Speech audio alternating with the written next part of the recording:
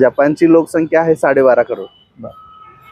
पण पूर्ण जगामध्ये जपान सगळ्या प्रोजेक्टला फंडिंग करतं. आपल्याकडे CV रमनच्या नंतर सायन्स मध्ये आपल्याला नोबेल नाही.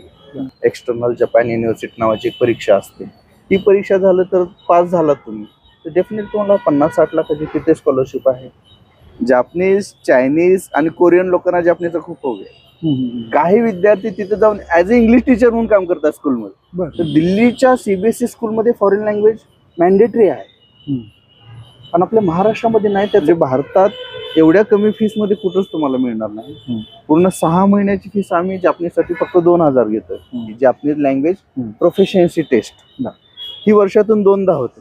पुण्यामध्ये होते आपल्या इथे. समाजात जर आपल्याला उद्या आंबेडकर घडवायचे असतील तर शाहू महाराज होणं गरजेचं आहे.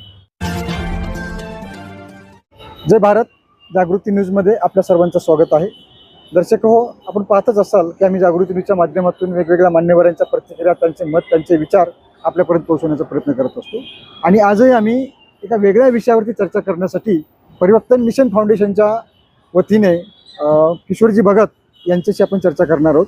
यापूर्वी आपण त्यांच्याशी चर्चा केली होती आणि तुम्ही त्या चर्चेला त्यांनी जे जापनीजच्या संदर्भात जी माहिती दिली त्याला उदंड असा प्रतिसाद दिला. आणि त्या प्रतिसादाच्या नंतर पुन्हा एकदा आम्ही त्यांच्याशी चर्चा करत आहोत. किशोरजी, सर्वप्रथम आपलं जागृती न्यूजमध्ये स्वागत आहे. Thank you sir. आपण आपला जो पहिला इंटरव्ह्यू झाला होता साधारणतः 1.5 वर्षापूर्वी. हो. आणि लोकांना आपण त्याच्यातून सांगत होतो की जापनीज भाषेचं महत्त्व सांगत होतो आपण.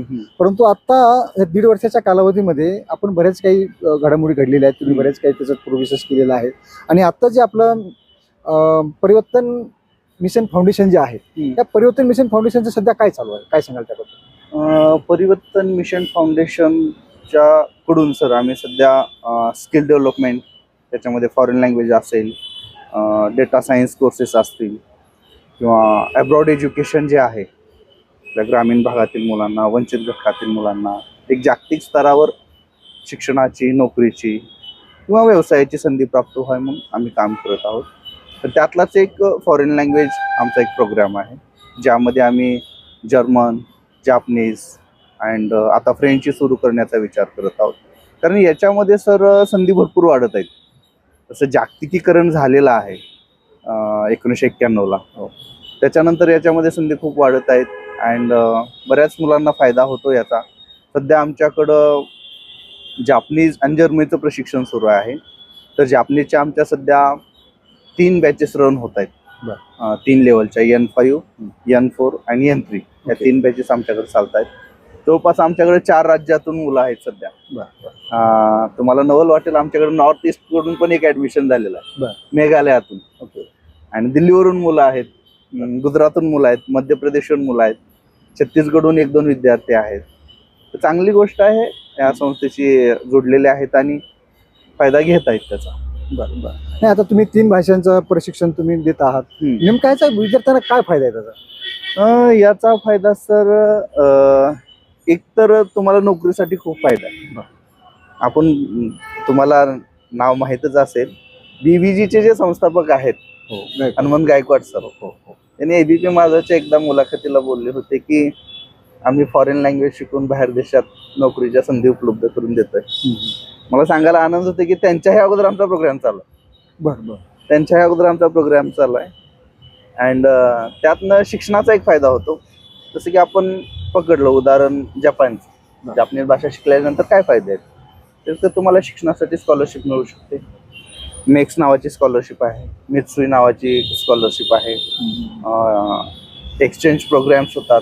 नुकताच महाराष्ट्र शासनाने आणि जपान सरकारमध्ये करार झाला, एक MOU साईन झालाय.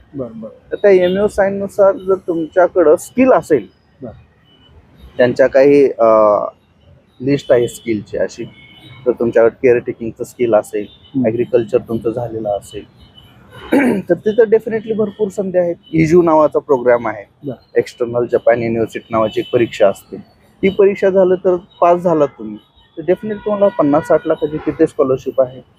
व्यवसायाची सुद्धा खूप संधी आहे तिथे. जसं की आपण बघतो की व्यवसाय म्हणायला गेलं तर हॉटेलिंगमध्ये, टुरिझममध्ये जपान खूप अग्रेसर आहे. तर महाराष्ट्रातून जपानला जाण्याची संख्या जास्त आहे टुरिझमसाठी. जे साकुरा तिथं जो असतो फेस्टिवल, तर त्याला जास्त लोक महाराष्ट्रातून जातात. म्हणून जपान सरकारने आता युपीआय तिथं चालू केलेलं आहे. जी काही युपीआय ची पेमेंटची सुविधा आहे, भारतीय लोक जास्त आहेत म्हणून युपीआय सुद्धा सरकारनं सुरू केलेलं आहे. तर अशा अनेक गोष्टी आहेत. तर जो आता रिसेंटली करार झालेला आहे त्यानुसार 4 ते 5 लाख लोक महाराष्ट्रातून त्यांना स्किल देऊन, त्यांना स्किल काय हवंय, एक तुमच्याकडे लँग्वेजचं स्किल असावं, म्हणजे जपानी भाषा तुम्हाला बेसिक लेवल आली पाहिजे, N4 N5 अशा 1-2-3 लेवल आल्या. तुमच्याकडे एखादं स्किल आहे, समजा तुमच्याकडे आयटीआय झालेला आहे, टेक्निकल स्किल आहे काहीतरी, किंवा तुम्हाला इंग्लिश येतं. जपानमध्ये इंग्लिशचा खूप हवी आहे.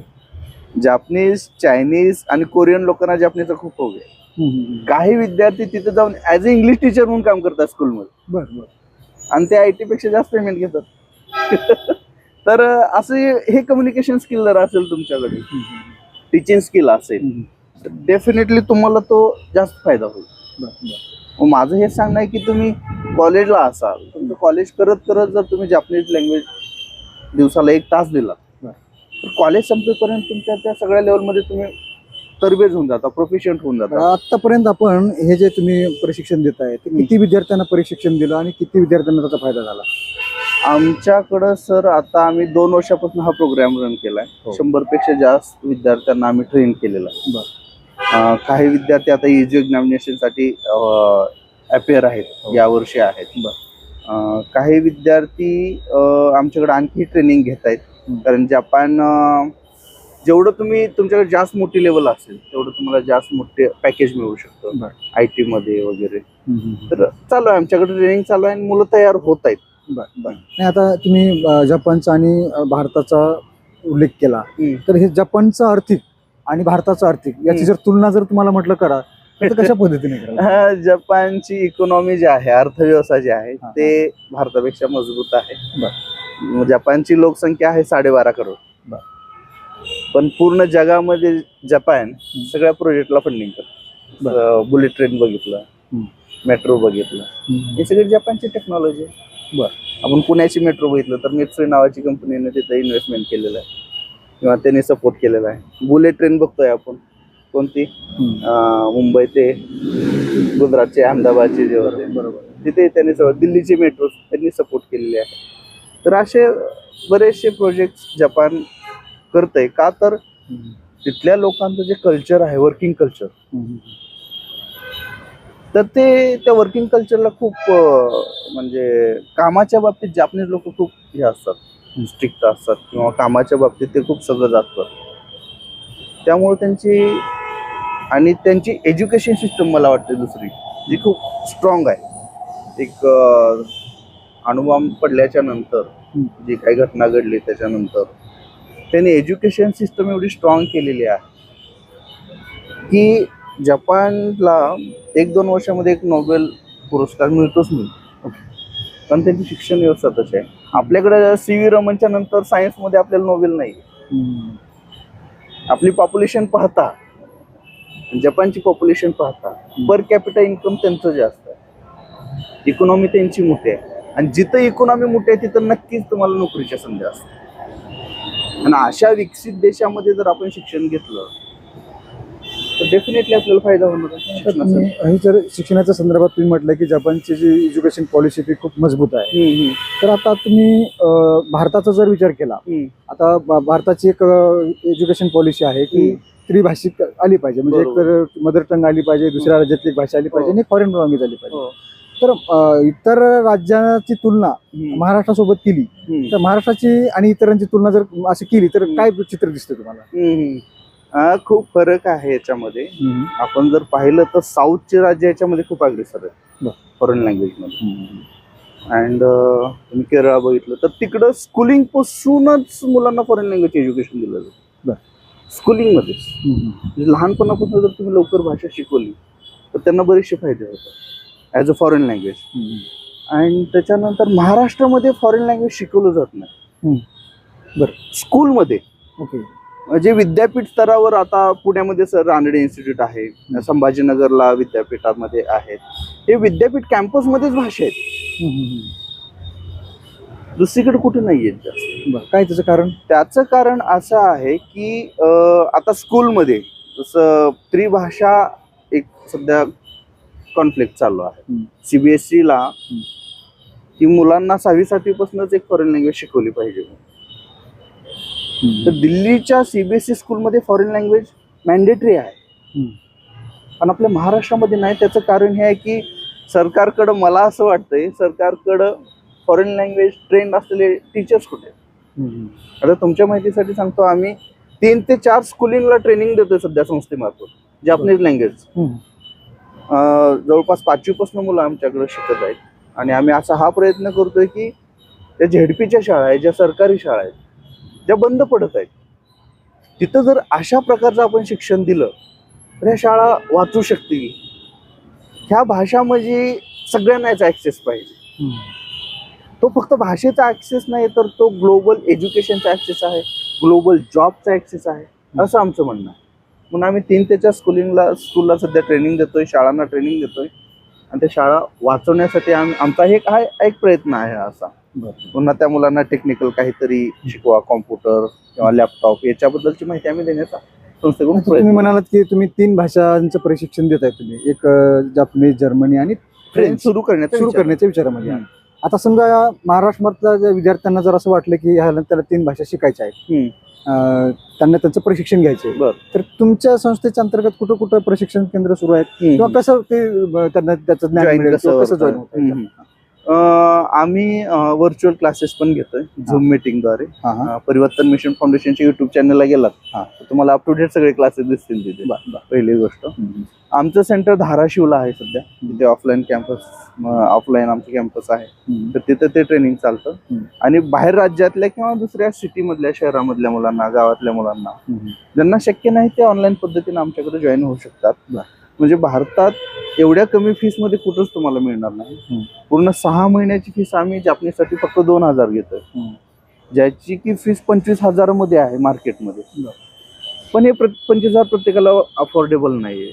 आणि झेडपीच्या शाळेतल्या मुलांना तर अगदी नॉमिनल फीस घेतोय आणि 2,000 सिक्युरिटी डिपॉझिट घेतोय. आणि जर ती लेवल त्यांनी क्लिअर केली तर ती डिपॉझिट पण आम्ही रिफंड करतो. तर ऑनलाईन पद्धतीनं सध्या आता आम्ही ऍप्लिकेशन सुरू केलेले आहे. बरं, ह्याच्यात म्हणजे आता कधीपासून ऍप्लिकेशन तुम्ही घेताय, कधीपर्यंत ऍडमिशन घ्यायची प्रोसेस असते, त्या प्रक्रियेबद्दल काय सांगाल तुम्ही? आता ऍडमिशन प्रोसेस सुरू आहे सध्या. किती तारखेपर्यंत आहे ती ऍडमिशन? आता आमची बॅच सुरू होते जुलैमध्ये.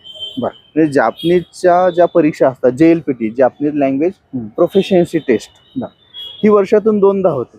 पुण्यामध्ये होते आपल्या इथे सिंहगड कॉलेजला. तर जपान फाउंडेशन आणि जलताप एक ऑफिस आहे, त्यांच्या संयुक्त विद्यमानाने ही परीक्षा कंडक्ट केली जाते. तर ती वर्षातून 2दा परीक्षा होते. एक तर जुलैमध्ये होते, जुलैच्या पहिल्या आठवड्यात, आणि दुसरी होते डिसेंबरच्या पहिल्या आठवड्यात, पहिल्या रविवारी. तर आता डिसेंबरच्या परीक्षेसाठी आम्ही जुलैपासून तयारी करून घेतो. तर आता हे महाराष्ट्रातले जे विद्यार्थी आहेत आणि त्यांना ह्या लँग्वेजचं जे आहे ते महत्वच कळत नाही, तर अशा विद्यार्थ्यांना, त्यांच्या पालकांना तुमचं काय आव्हान आहे, काय सांगा? माझं हेच आव्हान आहे की आपल्या मुलांना कौशल्य द्या. ते टेक्निकल असेल, कम्युनिकेशन असेल, टीचिंग स्किल असेल. सगळ्यांना सरकारी नोकरी शक्य नाहीये, हे कधीच शक्य नाहीये. तर तुम्ही स्किल द्या. मग ते फॉरेन लँग्वेज, कुठलंही स्किल द्या, काही स्किल द्या. स्किल असेल, कौशल्य असेल तर उद्या जगाच्या स्पर्धेमध्ये आपण टिकू शकतो. म्हणून जागतिक दर्जाचं स्किल द्या. डेटा सायन्सच्या संधी द्या. आता ते ट्रॅडिशनल डिग्री वगैरे ते ठीक आहे, पण असे काही कोर्सेस आपण दिले पाहिजेत की डेटा सायन्स असेल, पुन्हा झालं तर कोडिंग असेल, हे दिलं पाहिजे, मला असं वाटतं. बरं, पण आता ही सगळी इन्फॉर्मेशन दिलेली आहे, सगळं माहिती दिलेली आहे, विद्यार्थ्यांनी तुमच्या ऑनलाईन सगळे क्लासेस सुरू आहेत, हे शिक्षण समावेशक अभियानाच्याच अनुषंगाने जे तुम्ही जे करताय सगळं, ते काय सांगाल त्याबद्दल? आमचं सध्या एक अभियान सुरू आहे 26 जानेवारी 2026 ते 26 जून 2026 या कालखंडामध्ये आम्ही ते राबवत आहोत. तर ते अभियान असं आहे की शिक्षण समावेशक म्हणजे पूर्ण समाजातील लोक याच्यामध्ये अभियानामध्ये समावेश व्हावेत आणि तळागाळापर्यंत ही गोष्ट जावी. आपल्याला माहित आहे की बाबासाहेब आंबेडकरांचं शिक्षण हे स्कॉलरशिपवर झालं होतं. हो. आणि त्यांना बडोद्याचे जे काही बडोदा नरेश होते सयाजीराव गायकवाड यांनी स्कॉलरशिप देऊ केली. तसंच आपल्या कोल्हापूर संस्थानाचे राजे लोकराजा शाहू महाराज यांनी पण मदत केलेली होती, स्कॉलरशिप दिली होती. म्हणून समाजामध्ये स्कॉलरशिप हा खूप महत्वाचा घटक आहे. म्हणजे एवढा महत्वाचा घटक आहे, जर ती बाबासाहेबांना स्कॉलरशिप मिळाली नसती तर बाबासाहेब परदेशात जाऊन शिक्षणच घेऊ शकले नसते. तर त्यालाच अनुसरून आम्ही एक ते कॅम्पेनची टॅगलाईन ठेवलेली आहे की बी शाहू बिल्ड आंबेडकर. जर उद्या समाजात तुम्हाला आंबेडकर घडवायचे असतील तर शाहू महाराज होणं गरजेचं आहे. आणि शाहू महाराज होण्यासाठी खूप मन मोठं लागतं. देणं तुम्हाला डोनेट करावं लागतं समाजाला. आणि ते 25 लाख आम्ही सध्या कॅम्पेन त्याचा रन करतोय. त्यातनं गरीब मुलांना जवळपास 250 मुलांना आमचा स्कॉलरशिप देण्याचा विचार आहे. किंवा जे परदेशात जात आहेत किमान त्यांना प्रवास खर्च तरी आमचा देण्याचा यावेळेस विचार आहे. जो काय त्यांचा प्रवास खर्च जाण्याचा असेल, येण्याचा असेल किंवा त्यांच्या अकॅडमिकसाठी काही स्कॉलरशिप असेल तो आमचा देण्याचा एक थोडीशी मदत म्हणून आमचा करण्याचा प्रयत्न आहे. ॲक्च्युली मोठ्या प्रमाणात व्हायला पाहिजे, पण आम्ही ह्यावेळेस टार्गेट 25 लाखाचं ठेवलेलं आहे. आणि प्रजासत्ताक दिन आणि 26 जून म्हणजे शाहू महाराजांची जयंती हे ठेवण्याचं हेच कारण आहे की शाहू महाराजांनी दिलेल्या स्कॉलरशिपमुळे संविधान घडलंय, या त्याच्यातनं संविधान बनलंय. बरोबर. तर ते संविधान आपल्याला वाचवायचं असेल किंवा अशा आणखी आंबेडकर घडवायचे असतील तर शाहू महाराज बनावं लागेल. म्हणून बी शाहू बिल्ड आंबेडकर ह्या नावाचं आम्ही अभियान आमचं सुरू आहे. तर या संदर्भात काय आव्हान लोकांना? आवाहन करेल की या कॅम्पेनला मदत करा अँड जास्तीत जास्त आपण समाजाला मदत करून परदेशात पाठवण्यासाठी मुलं प्रयत्न करू, स्कॉलरशिप देण्यासाठी मदत करूया, एवढंच सांगेल. तर हे होते परिवर्तन मिशन फाउंडेशनचे किशोरजी भगत. त्यांनी ह्या तिन्ही भाषेच्या संदर्भामध्ये परदेशामध्ये असलेल्या नोकरीच्या संधी, शिक्षणाच्या संधी, स्कॉलरशिपच्या संधी या संदर्भामध्ये आपल्याला माहिती दिलेली आहे. पुन्हा एकदा किशोरजी आपण जागृती न्यूजला वेळ दिला त्याबद्दल पुन्हा एकदा मी आपला आभार व्यक्त करतो. थँक्यू, धन्यवाद. तुमच्या आयुष्यातील प्रत्येक खास क्षण आठवणीत राहावा असा बनवायचा आहे का? गवळी मंडप डेकोरेटर्स आहे ना.